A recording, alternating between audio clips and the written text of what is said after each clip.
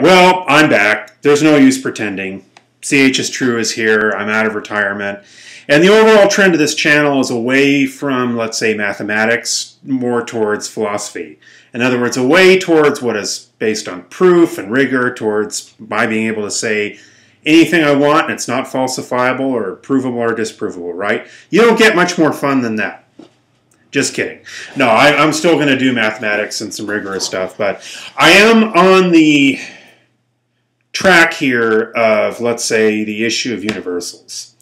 And I want to really do the best job I can, so I don't want to rush it. So I'm going to begin by asking, is there such a thing as natural? Quote unquote. Does natural exist?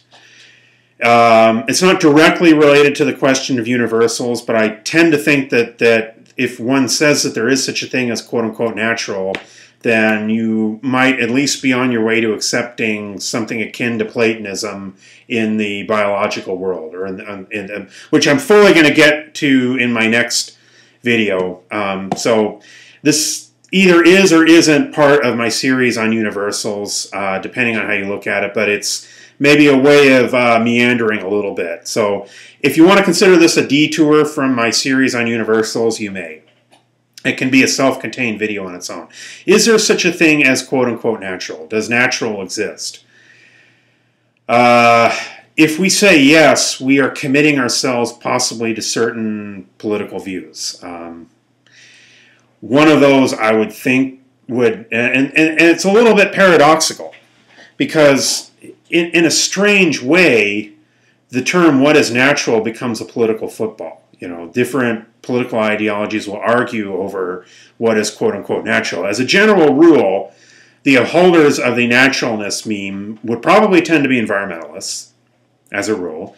And the idea that, well, no, there's no such thing as natural, they might tend to shy away from at least more radical forms of environmentalism. That's a general rule. Now, it has also often sometimes been the case, though, that those who are committed to the natural, such and such as natural kind of meme, have been very conservative on some moral issues. Okay, and those who, it used to be that when you talked about environmentalists, you weren't talking about the term environmentalists in the modern sense. You were talking about people who thought that culture shaped people, as opposed to naturists who thought that genetics shaped people. So it's interesting how the terms have changed. Now, to be an environmentalist means to believe in preserving the environment. It's a different context. I remember listening to a global warming skeptic being interviewed. And this is going to be my way of addressing my views on the question of, you know, is there such a thing as quote-unquote natural? And that's how I'm going to address it in a kind of meandering kind of way, if you'll pardon me. I remember listening to a global warming skeptic being interviewed. And this person was a, what you could call a secular conservative. He was not a religious conservative. He believed in Darwinian evolution. He believed in what you could call a kind of scientific worldview. And he was being interviewed on the question of global warming. He more or less admitted the facts that, you know, we are going to see a 1 degree centigrade rise in temperature. He never denied that. But what he stated is, well, it's not going to be a big deal because, well, then there'll be more plants. And when there are more plants, they'll breathe in CO2 and breathe out oxygen. And everything's going to be great. Everything's going to be hunky-dory.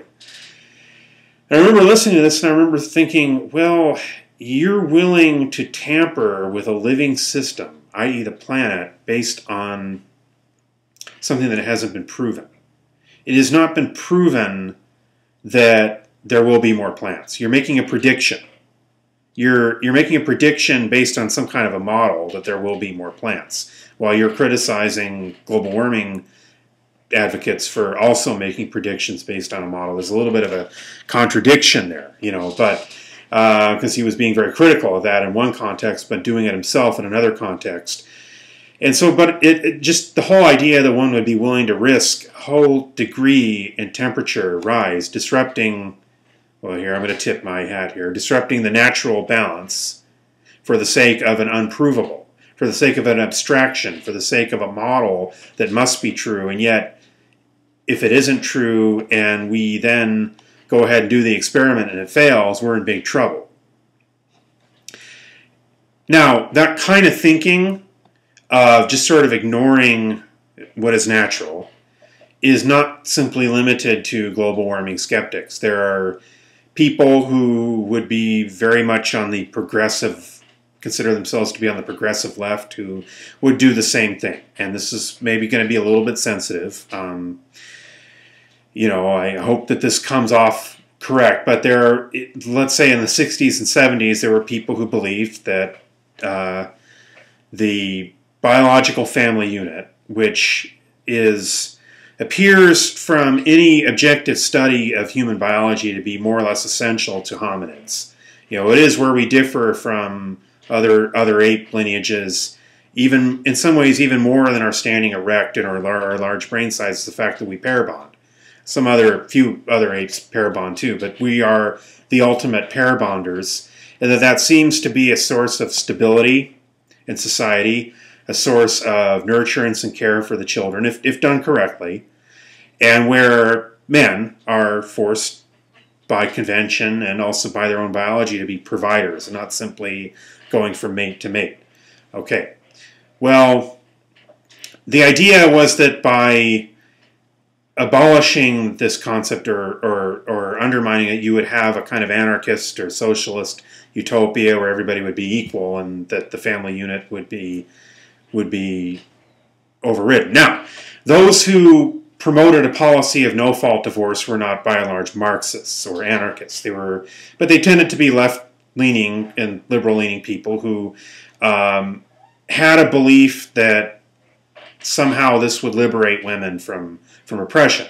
I don't see how the life of a single mother is liberated from oppression. I don't quite see that, but it was a kind of faith-based thinking on the part of these folks that you could take a natural, that what we would call natural is really something socially constructed by patriarchy.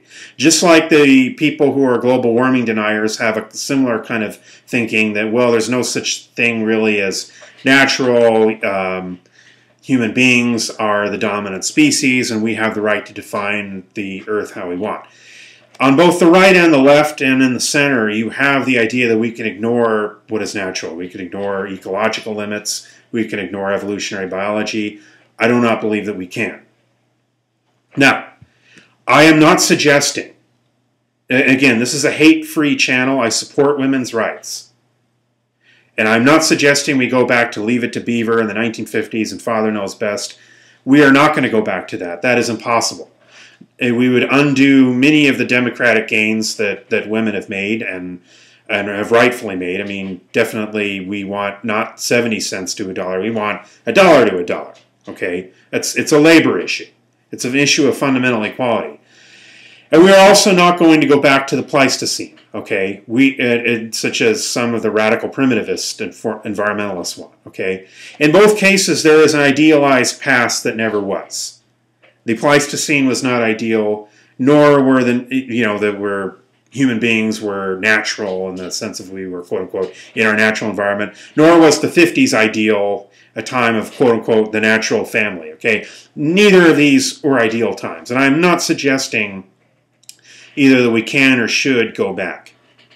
What I am saying, though, is that you cannot ignore social ills that are based on our being out of our natural environment or our natural habitat, or else maybe a natural way of interacting with one another on the basis of some kind of an ideology that there's no such thing as nature. I believe that, that becomes a dangerous kind of thinking from whatever end of the spectrum it comes from, be it the anti-environmentalists or be it the, let's say, people who want to say that culture explains everything and that you can ignore genetics completely. Now, in the name of the quote-unquote natural, a lot of evils have been committed. Eugenics and oppression of women. And I'm not saying, again, we should not go back to that. But we also cannot ignore who we are as biological creatures. Now, in the next, we're going to kind of continue with the question of Platonism and biology in the next video. And I hope I haven't lost too many subscribers, but I might have lost some. Sorry about that. My apologies.